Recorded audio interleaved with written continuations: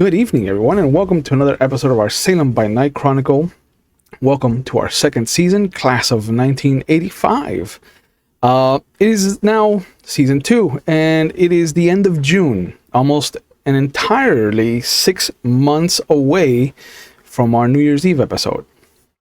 To be precise, it is Friday, June the 28th, 1985, and we find that Otis King is at the Dance Nocturne for his weekly Elysium outing. Unlike the previous prince of the city, Otis has made himself available. There are channels to get to him, and responses are handled in as timely a manner as they can, given that he has a city to watch over. The three pillars of his network, obviously, as everyone knows, are the efficient John Coulson, the stoic Dmitry Korchagin, and the lovable Manny Garza. Though it would seem that not everyone is on board with the superlatives that some have been given. It has been 6 months since the New Year's Eve event, since the New Year's Eve party, where Otis rose to power, and things have progressed at a steady pace. He is trying to make Salem a staple of a Camarilla city, and his Primogen Council is not just a group of entitled bodies. There is a Nosferatu, a Malkavian, a Tremere, and a Toreador represented, along with a curveball, as he has a Thin Blood in charge of the non-Tower clans. An honor that has not been lost on Marcus Bradley at all.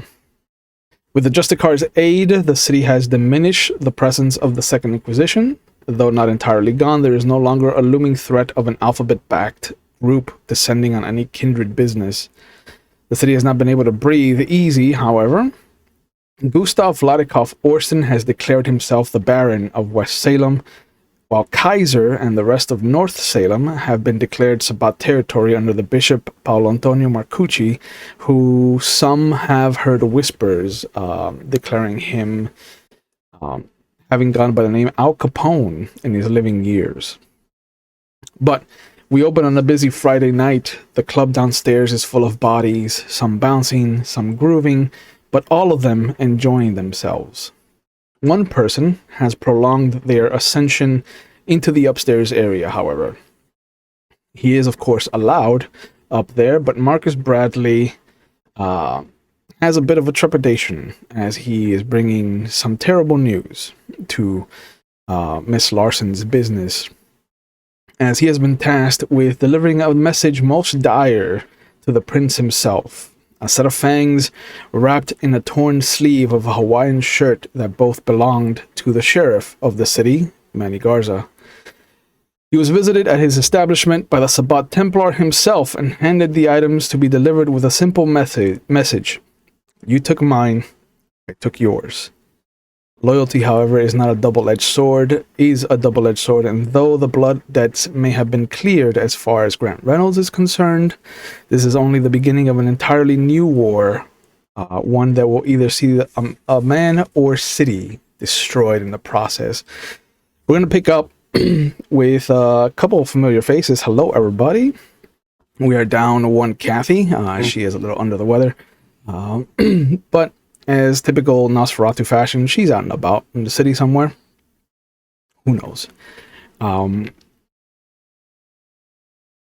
Otis does try to keep a weekly Elysium, as I said.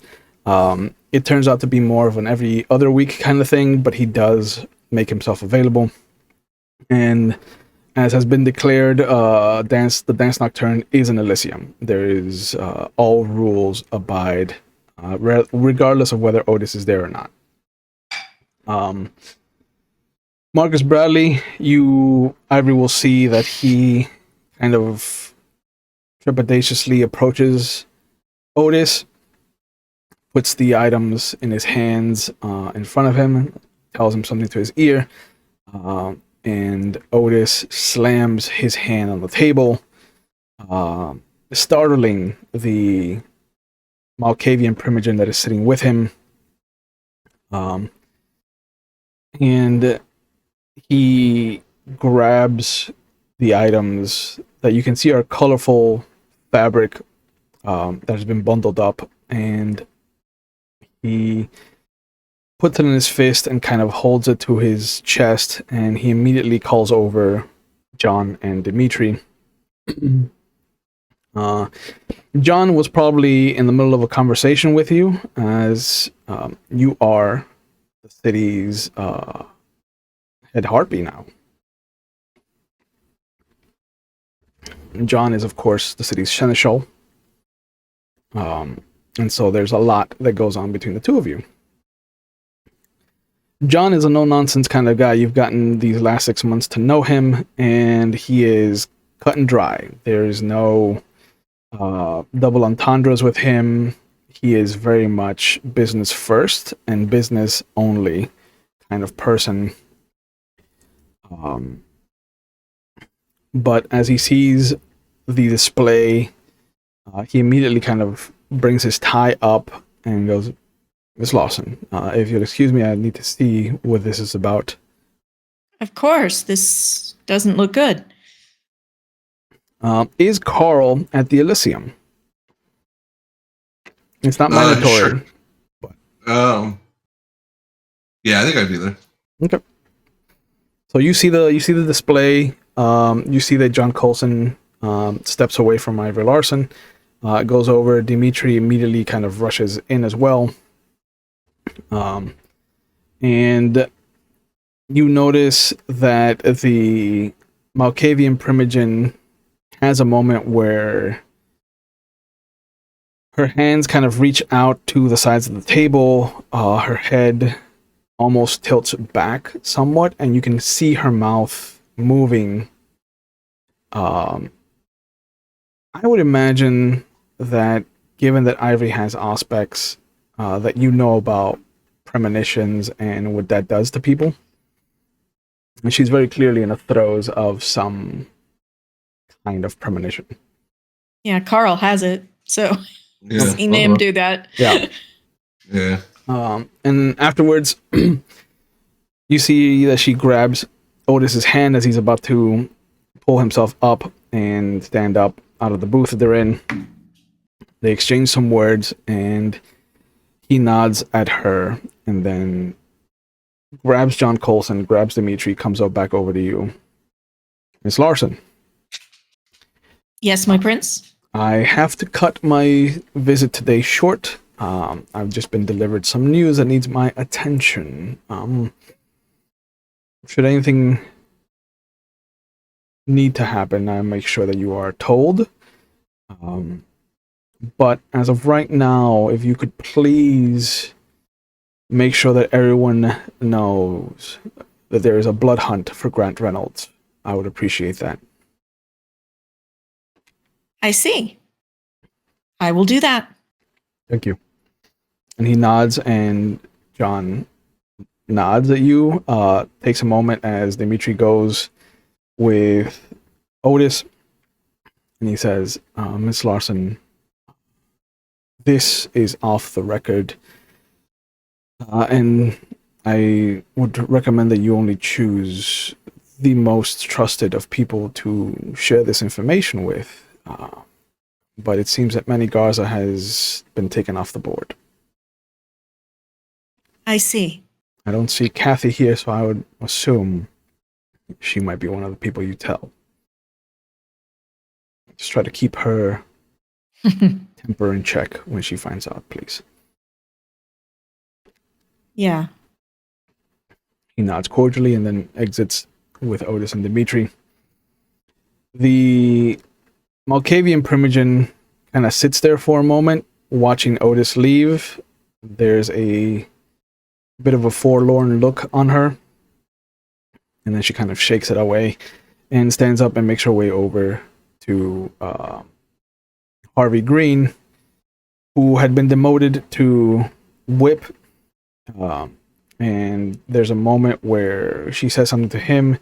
He nods, his eyes widening, and then immediately kind of stiffens. And at the same time, you see the same wear that he used to carry around the sheriff now kind of bring his shoulders down to a sloop. Almost like he's putting on an old costume. And he nods to her. and then comes over. Miss Larson, just heard the news. Anything I can help with? Yeah. At the moment, we just need to make sure that everything is safe. Understood. Yeah. With a blood hunt going on, that always makes things interesting. I'm gonna make some phone calls and get everybody that I used to work with back on the beat. I think I will start getting my people to be looking for information. thank you. We'll keep in touch then. Are you coordinating? I'm gonna try to get everybody that I used to run with involved. We know where he hangs out, so it's just going into that kind of territory. We need to be prepared for anything and everything. All right. Well, if I find out anything, I'll let you know. Thank you. And he nods and kind of walks off as well. She motions to Carl. Yeah, come on over. I figure something serious is going on when everybody's reacting. Yeah. Are there a lot of people sitting around waiting? Like there were people waiting for audiences and such? Not really. There's a couple people that had talked to Otis already. The ease of which Otis makes himself available kind of negates the need for like audiences and things like that. It's rare to have him have a list of people, like a line of people. He mostly handles things on site where he has been staying, which is down the street from the Sangria bar that Manny had opened. And now here and there he'll address people at the Dance Nocturne, though he tries to keep it minimal, just out of respect for your business and not to like bog down the fact that he is eating up a lot of the second story. So yeah, he tries to handle things outside of Elysium and just kind of keep Elysium for emergencies and things like that. Okay. But nobody has actually announced a close to the evening? No. Okay. Hang on a minute, she says to Carl. Sure. And she'll go up to the front. As of now, the actual audiences are closed. But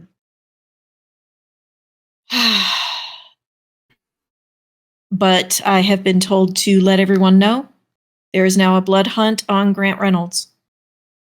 When you see a couple of people kind of metaphysically clutch their pearls, Marcus is at the bar, and as he hears you declare that out loud, he just kind of gives a shake of a head and orders a drink.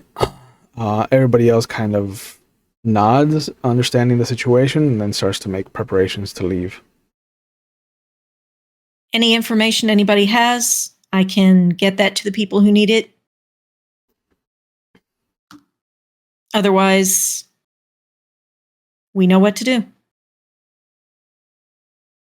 And immediately Leslie comes over, and Tulip comes over. And who else? Did we discuss who you would have chosen for your harpies? Aside from Leslie and Tulip? No, right?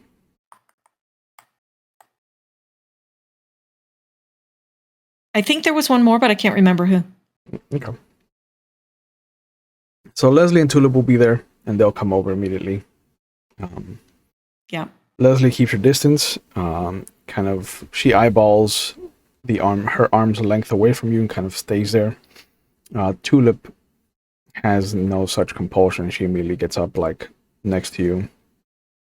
Avery, is everything okay? A blood hunt? I thought we were trying to be civil with everybody. Well, it seems that there has been activity that Otis has decided is against the masquerade. So, if you guys hear anything about where Grant Reynolds is, let me know. Kaiser's a big place, but I think between me and Leslie, we can try to narrow it down. And she kind of looks, and she's about to slap Leslie's arm with the back of her hand, and she immediately stops herself and brings her fist back into like her chest. It's like, oh, yeah, you're right. Sorry, Leslie. And she shakes her head. She just, and you can see in behind her eyes that she is going through some kind of unspoken programming to deal with her OCD. Yep. And after a bit, she nods. Okay, we can go. And Tulip grabs your arm, like the side of your bicep, gives it a little bit of a squeeze. If you see Kathy, let her know that I'm on top of this. Yeah, not to worry. We need to find her. Yeah, we need to let her know. We'll stop by Teddy's, and he has a good way of reaching her. Yeah. And then hold her down. Yeah, don't let her. No. Teddy, she's not Teddy's ready pretty for that. strong. Yeah. But they leave as well. And you see at this point, excuse me, all of the kindred that were hanging around have kind of dissipated. Marcus is still at the bar, drinking what looks to be an old fashioned. There's a little bit of an orange peel sticking up out of his drink. And I think that's most of the... I think Marcus is the only one that really sticks around. Okay. He looks like he did not want this role tonight, and it's weighing heavily on him. Yeah. We'll get there in just a minute. She's going to pull Carl aside. Mm-hmm. Yeah, I figured we were going to talk to him. But yeah. Carl needs to know what's going on before we talk to Marcus. Yeah, anyway, exactly. She's actually going to take him in her office really quick behind the bar. And Billy kind of looks at you as you're walking towards it, and he kind of tilts his head like, do you giving you the sign that you need him? Yeah. And he says something to the bar back, who nods and just kind of takes over the doing the drinks and stuff like that. And he makes his way over. She goes through to the security room real quick. Mm-hmm. Benjamin, could you join me, please? Yes, of course. And he gets up from his desk, comes over. You can see there are a total of 6 monitors now that he's been watching. There's 3 on the outside, 3 on the inside. And they cycle through kind of the 12 cameras that are now in place as far as security is concerned for the bar. Excellent. But yeah, there's for the 1980s, that's great. That's fantastic. Yeah. Amazing. There's 4 main cameras outside, 1 on each corner, and then there's a total of 3 that handle the first floor, and then the rest are spread out amongst the second floor. Okay. All right, guys. And there is 1 in the tunnel, just in case. Okay. But yeah, Benjamin and Billy and the 2 of you are in your office. So it looks like Grant Reynolds has taken out Manny. I hate to say it, tell the prince so, but never trust Sabbat. Should have wiped him out when we had the chance.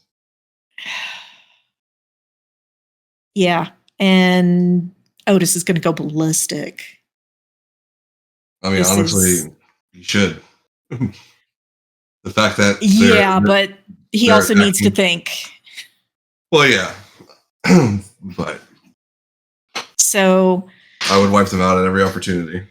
There's blood hunt on Grant Reynolds. So we need to really keep up security around here, make sure that that does not affect here. Yeah, they're going to be looking, I bet, to strike whatever symbols that we have up. Yeah. I mean, this is Your going mark, to, I'll become one. we, someone takes out Grant, then they're going to retaliate. Then it's Exactly. yeah, it's going to be a thing. So,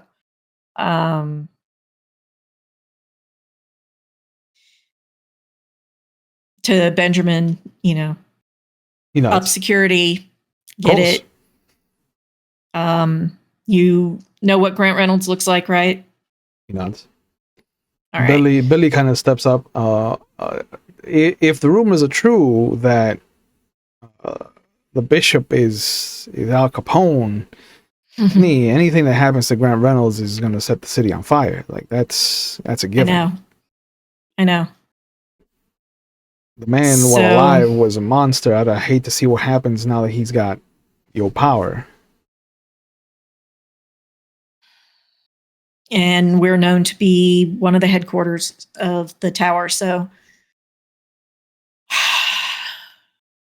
we need to make sure our security is tight. Understood. He again takes a step back to be next to Benjamin.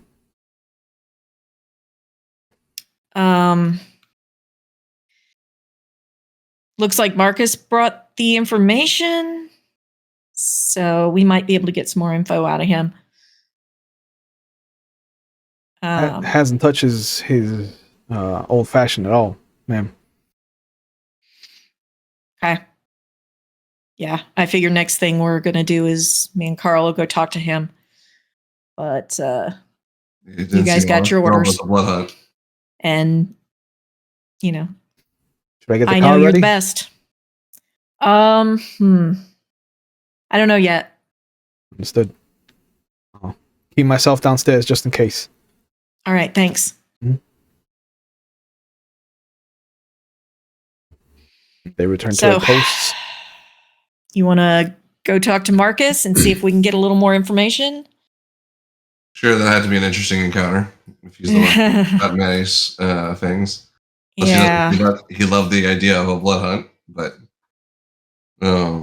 shaking his head at it. But might just be in the I hate when fucking war breaks out and everybody's gonna die shake, I can understand. This is gonna totally ruin my research. Now send me back once. Oh, much research. I know. Always. Yeah, but you go outside and you see that Marcus is still at the bar, and he's kind of just sitting there, shaking his drink in circles, like he's just spinning it in his hand. The liquor's kind of swirling. It almost looks like he's not trying to drink it, but he's definitely trying to smell the drink. Okay. And he will see you coming up in the reflection on the mirror of the bar. Just take about half of the drink, put it down, and then turn around to look at you, the two of you as you come up. Miss Larson, Mr. Keller. I wish we were meeting under better circumstances. Yeah. It's been a bit. Yeah, I have my own bar to take care of, and being primogen is terrible. I should have never accepted. Heavy is the head. Both of them. And they kind of give you a wink. How's that whiskey taste? Good? It's not as good as the one that I do at my bar, but I do have a heavy hand. But I appreciate it, and I will always be a paying customer whenever I go somewhere else. So anything I can do to help you bring this out. I appreciate that, but I think tonight you might need a little something extra. And she'll walk behind the bar, and she probably knows what he really likes, the top shelf stuff, and she'll pour him a shot. Okay. And just put it in front of him. Wow. All right. Not used to this kind of treatment, but bottoms up, I guess. And he smells it, and then instead of shooting it, he actually will take a sip out of it. Gotta respect the drink, Miss Lawson. Thank you. Of course. I understand. Some things So- deserve to be guzzled, other things sipped. I remember. This is true. So I guess you got to be the messenger. I had the misfortune of being the bearer of bad news, but I tend not to question the luck that comes with not being killed by a Sabbat Templar that waltzes into your business. So I listened. I took the package he gave me, and then I immediately came here. Yeah. He clearly wanted to send a message without too many more bodies, interestingly enough. I can vouch for that. I think it's strange hearing a man detail how he killed another man out of some misguided ideal of love, but there was a peace behind his eyes when he handed me the fangs that used to belong to Manny Garza. What do you mean by the love? He said that he did this for Guernsey, for Elizabeth Guernsey, eye for an eye. Elizabeth isn't. Did Manny kill her? Apparently, that's what he said. That doesn't make any sense.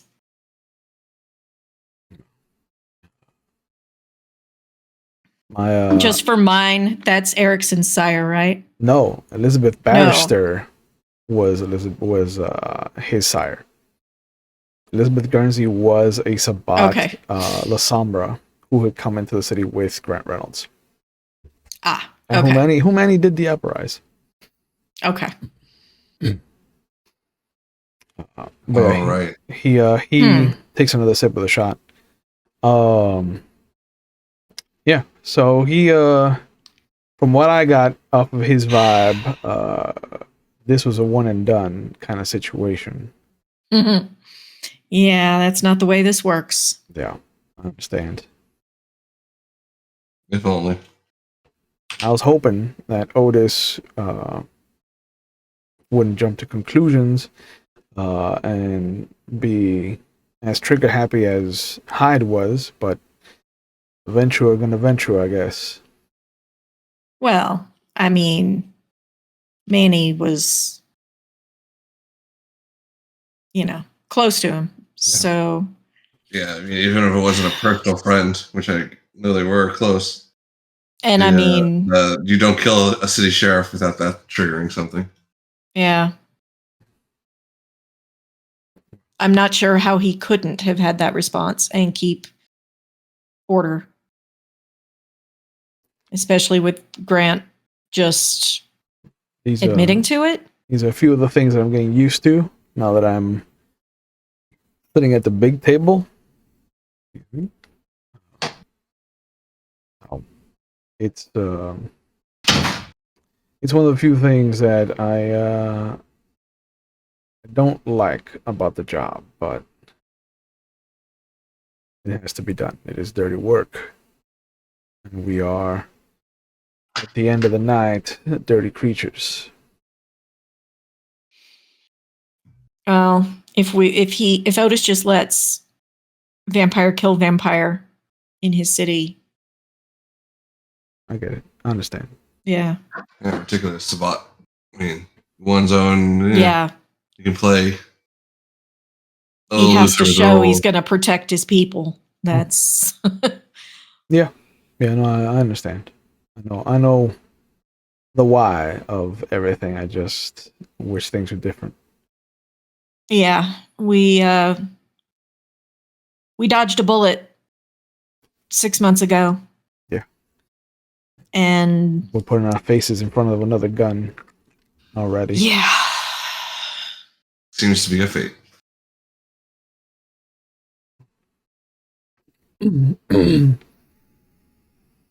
Well, here's to surviving another war then, and he just takes the rest of the shot. You're here. He shivers it down his back. All right, now that you've lubed me up, how are you going to fuck me?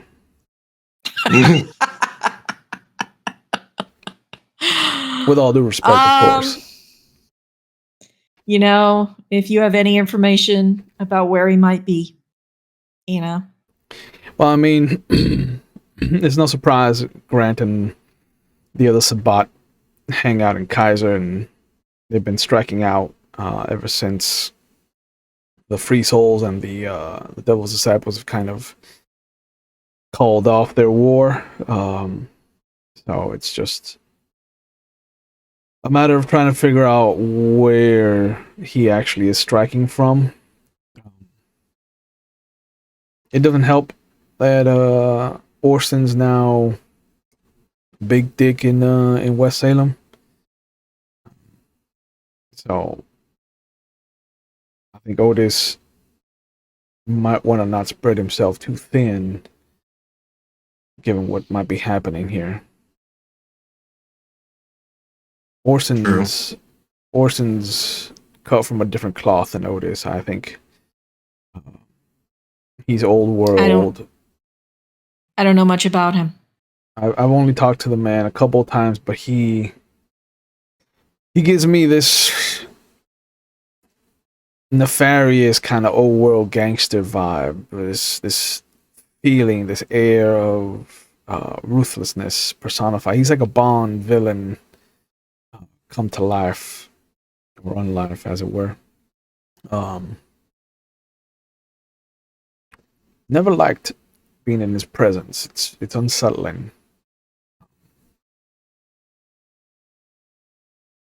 But I know that he's the kind of man that if he sees Otis giving himself weakness, he will exploit it.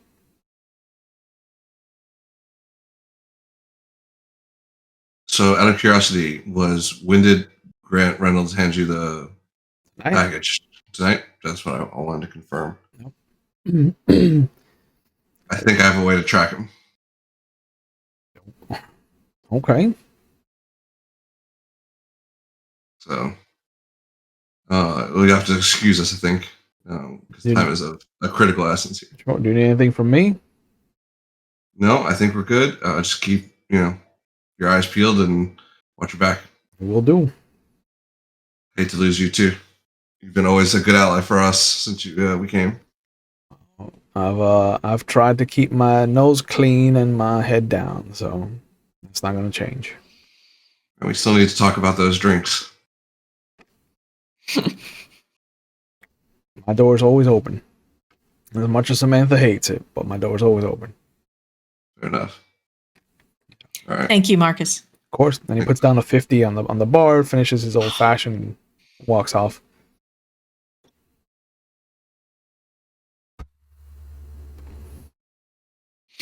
So I go to Ivory, basically, once we walk away. Remember that trick I pulled to find Teddy? Yeah. It's got a 24-hour, roughly, time limit. Okay. So, don't you need, like, the location where we started from? So if it was at his bar, okay, we can go from there. You don't need something from Grant? Just need to know his face. I already know his face. So. Okay. You do. All right. We really want to get in this? Well, we can at least track. I didn't say engage. I'm not stupid. I'm not suicidal. I mean, you are Tremere. Yeah. So I keep I have no interest in engaging a fist fight at this point in time. Although, he has learned Tremere tricks, so he may have a way of blocking that, but if you don't We'll want to see. try. All right. Well, then, All right, well, just you get let's- your car and let's go. Yep. So she'll grab Billy and say, I guess we need the car. Right. And you'll go outside. It's very different weather. Being almost in the middle of summer in Salem, Oregon. Far cry from the cold that we last left you guys in. So no coats, no need for layers anymore. Very breezy. What is the silhouette for Ivory and for Carl now that it's summer?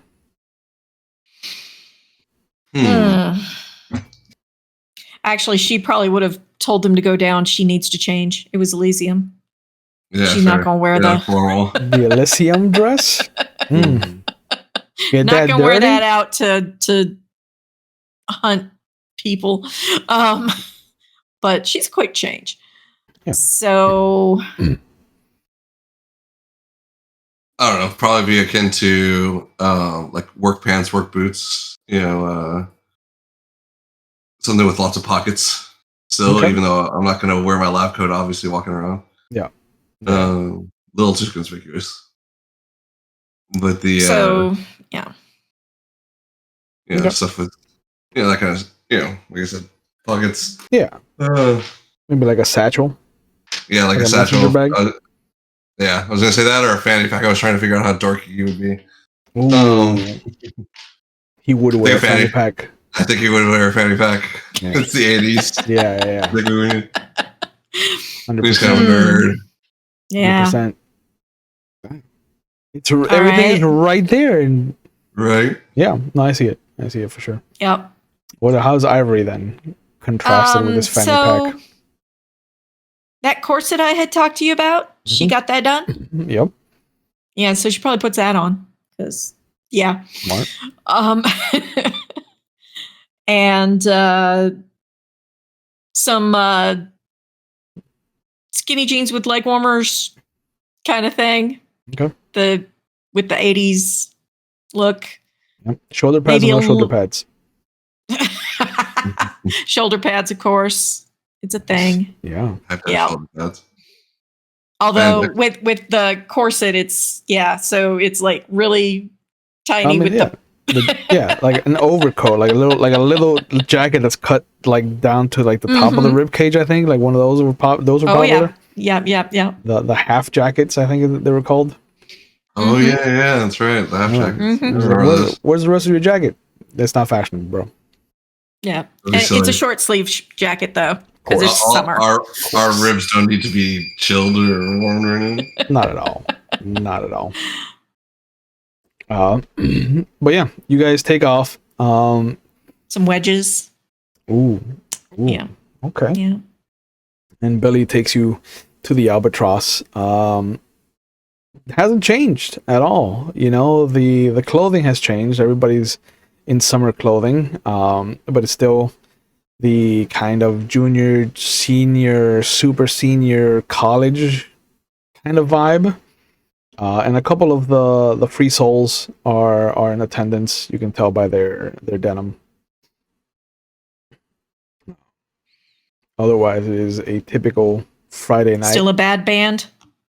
It is still not Edgar Allan Poe's wife playing.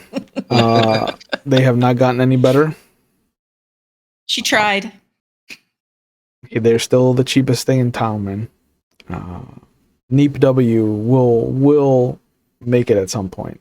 Is the consensus? Because all of their band members are too stubborn to give up. They gotta give it the good old "I'm never gonna give up" try. Yeah. So they're either gonna make it or they're gonna die trying. I hear kitchen utensils clattering. Surprise invasion! Surprise! Surprise! Okay, we got to throw the kid out of the bar. Out of the bar. Oh my gosh! It's after hours. Oh man, come in at all times, no respect. Boundaries, man. Boundaries. Seriously. I gotta get a lock on that door. Honestly. So, what do you need to roll for your shenaniganeries? All right, so okay, so illuminate the trail of prey. Yeah, soak the ribbon in my own blood, setting it alight. I do the ritual roll. If I win, it catches fire, goes out. Once that's consumed, I can start seeing their tracks, and then I can follow their tracks with the intelligence survival roll against the difficulty equal to 6 minus the margin on the ritual test. So, Okay. all right. So, what's the ritual test? Is it intelligence and blood sorcery? Ritual is yeah, intelligence plus blood sorcery. So difficulty equals ritual plus 1, so that's 3. Yep. I'm sorry. Yeah, 3. So 4 blood sorcery 4. Yeah, 8 dice. Only Hey, have we're 100, moving up in the world. right? Slowly but surely. Yeah. 1 hunger. Yeah, you guys should be at 1 hunger. You guys should have your willpower replenished and no damage. Yeah, everything's like that. It's cool. Yes. All right, so 3 9s and an 8 and a 7. All right, so 5 successes. Yeah. Everything else is like 2s and. Yeah. So your threshold is 2, so it's going to be, what was it? Intelligence and survival. Yeah. I have survival.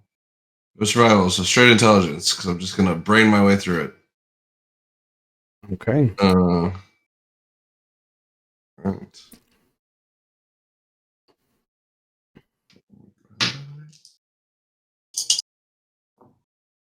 And good. No crits either way. So 8, 6, and 8, and a 4. So good to go. 3 successes.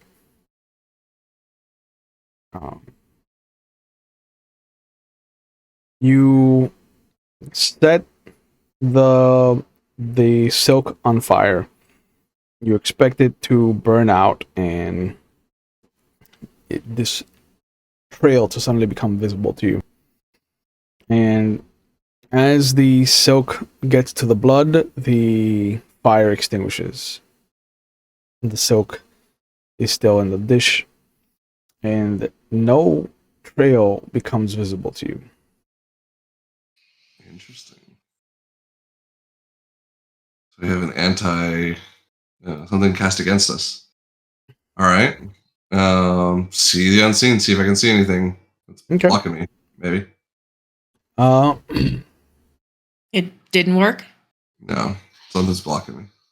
Yeah. You're used to seeing the entire silk cloth that he uses for the ritual to just burn up entirely and eating up the blood in the fire, but it wasn't. You check around and there's a familiar face in the crowd. There's a Nosferatu just kind of hanging out, watching the people. It looks like he's in the middle of a hunt. But there's a moment where he looks over in your direction. He sees you looking at him. He looks around to kind of make sure that he is invisible, as it were. And then he kind of looks up at you and he just...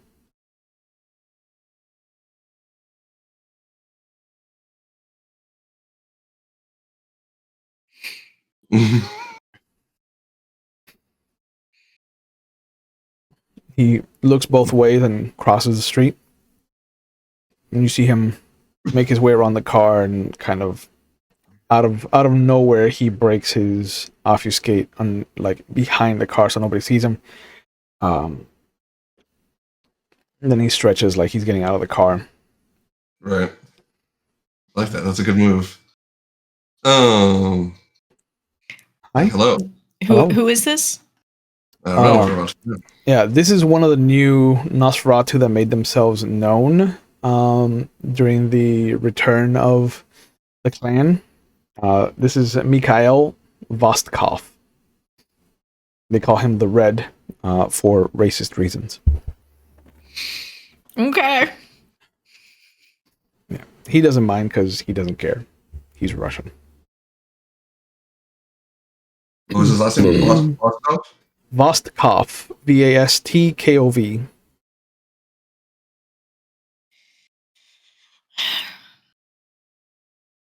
But he is one of the new whips. Okay. So I've had somewhat dealings. Mhm. Okay. And he comes over. Hey, Miss Larson, Mr. Keller, how can I be of service? Hi. Look Hello? around. Is there anybody close? No, the bar goers on the other side of the street, and the music is loud enough that low conversations won't make it over there. Okay.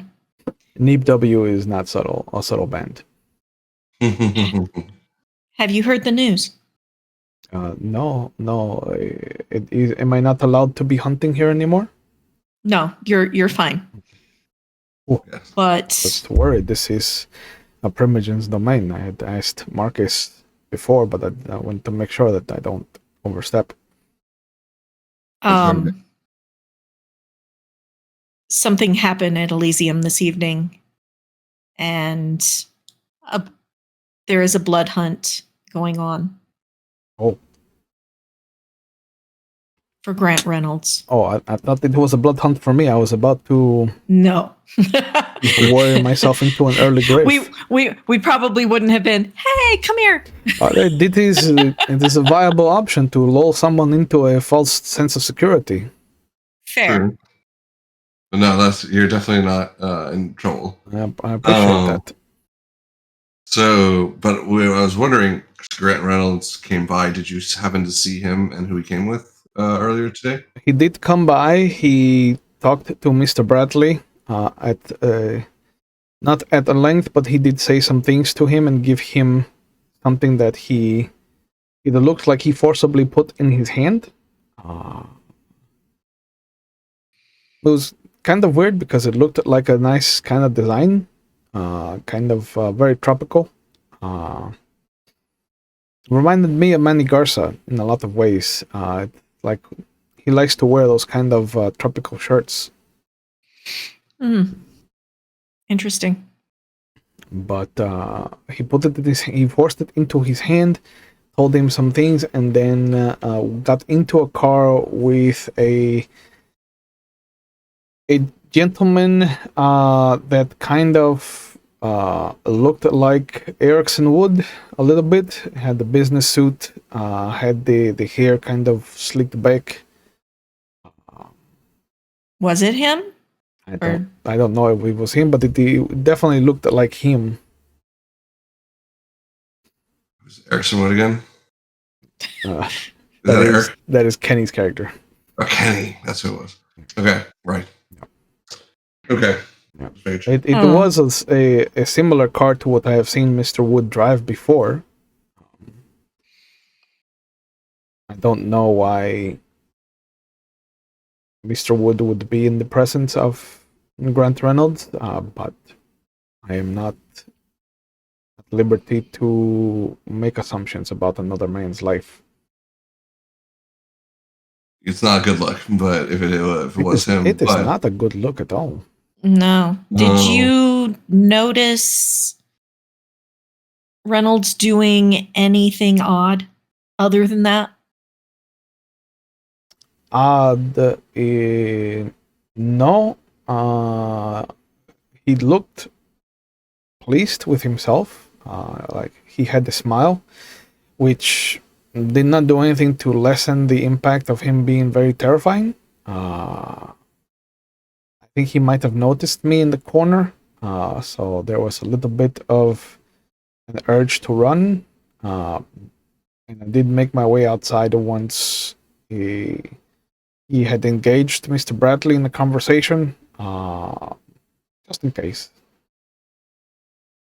But he did not attack me, and he seemed to be very cordial. Aside from forcing, like I said, the thing to Mr. Bradley's hand. Right. So nothing obvious, like he didn't make any gestures or followed by anybody else that you're aware of? Not that I have seen, no. You think of anything else?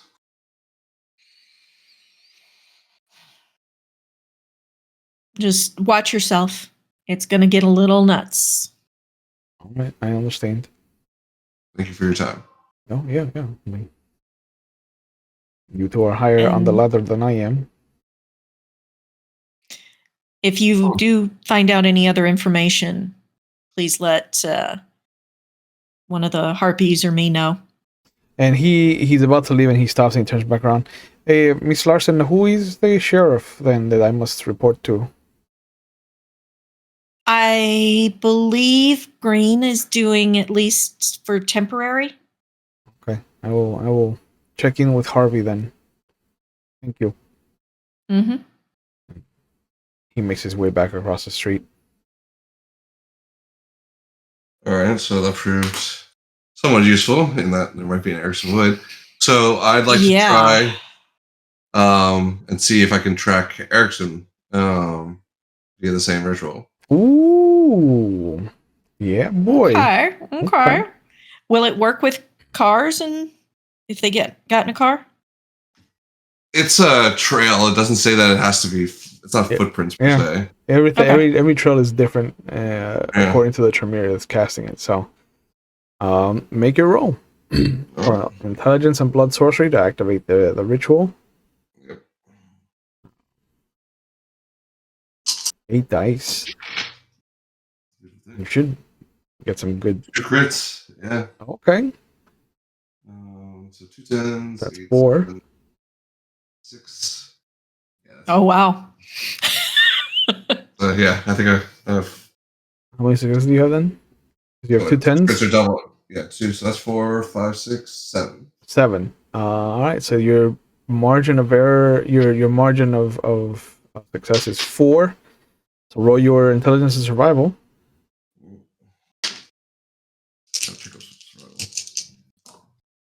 All successes, so 4. Okay. All you needed was 2. This time you do see the silk burn as well as the blood.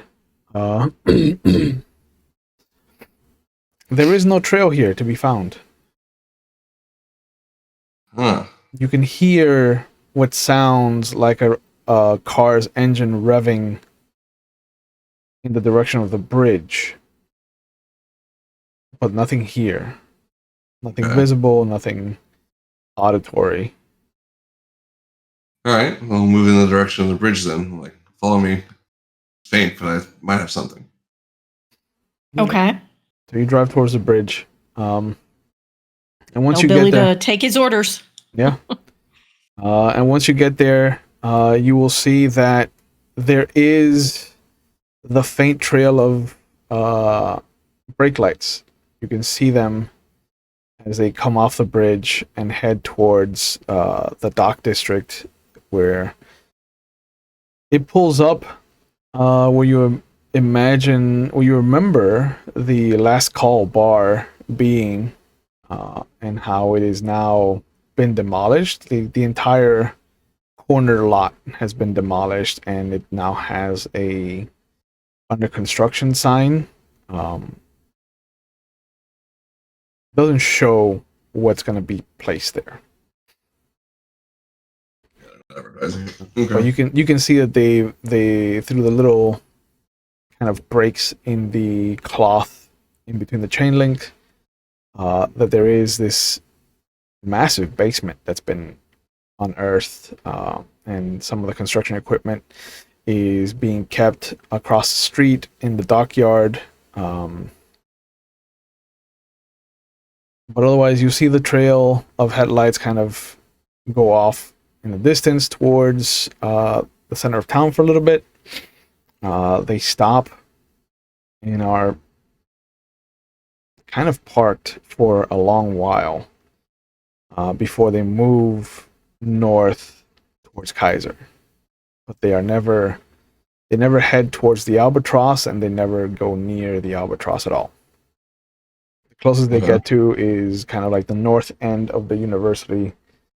But otherwise, they kind of go to a liquor store. Oh. And they go to a motel where they kind of are parked for a little bit. That guy, the three guys who were like impersonating them. Do you remember that? No. Yeah, we got a photo of him. Yeah. That's probably who it was. So I was impersonating Erickson? Yeah, so there's a group of three that were kind of impersonating or something the Melvin, Erickson, and Andreas. Oh, I don't remember that. You weren't at when we did that? Oh, well, that was at the bar that we found the staked guy in the wall. Yeah. Right. I didn't come until after that, yeah. Yeah.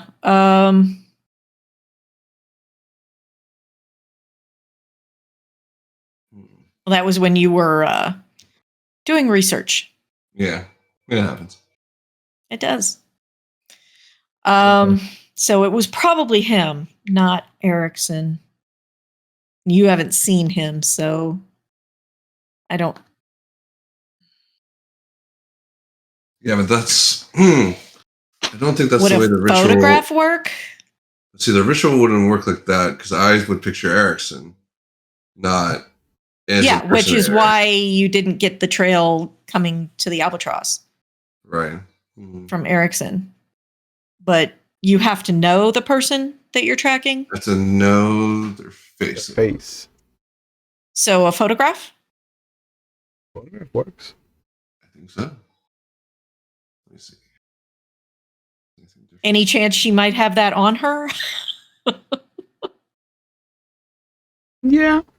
I'd say you probably have a couple of just in case boxes in the trunk. Okay. So she'll go over to the trunk and she'll rifle through. There's a bunch of files there for the different kind of scenarios that you've been dealing with in the 6 months. But stacked in the back of one of the boxes, there is that file folder with the information that you got from the pirate bar. Yeah. And she'll hand him the photo. Yeah. Should be that one, I guess. Okay. So third time's the charm? Third time's the charm. Try that again. Excuse me. You go back to the Albatross then? Yeah. See if you can't. Check this out. Yeah. 8 dice to start the ritual. Not terrible. No. 7, 6, 10, crit. 8.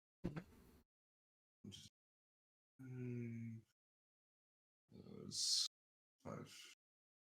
6. 6 successes. Okay. That gives you a compensating threshold of 3. Roll your intelligence and survival. See if you can pick up the trail for this man's. Oh shit! So 2 10s, a 7, and a 5. Okay. Okay, so that's a crit. So you're gonna get to keep this for an extra night. Yep. Oh no, that's when you activate the critical. When you're activating the ritual, right? Is it you get to keep it for a second night, or when you? I think it would be the second. I would think it would be the second one, considering that it is a critical. The path remains visible for the entire night. The wind extends it to 2 nights because there's 2 rolls involved. So that's that's hard to tell. You got a critical on the last one, so we've got Erickson for 2 nights. Yeah, you got Erickson for 2 nights for sure. Yeah. But yeah, this guy you do trace, and this time you get the same thing. You get a You get a sensation of a car revving its engine coming to life. You get to see the kind of trail of phantom taillights kind of driving away towards the main thoroughfare. And you follow it north. You notice that it doesn't get on the highway. It takes streets and it makes a couple of stops here and there. Among them, there is a stop at what was the Last Call bar, the construction site. Okay, so it came here anyway. Yep. Yeah. Interesting. And So they were both here at the same time, or at least the same night? the same night for sure. Yeah. Right. It's still the same night. And then you follow them. They follow the river up into Kaiser. And so it is at this point that you kind of get to the Kaiser limits that Billy kind of pulls off to the side of the road, even though the headlights continue.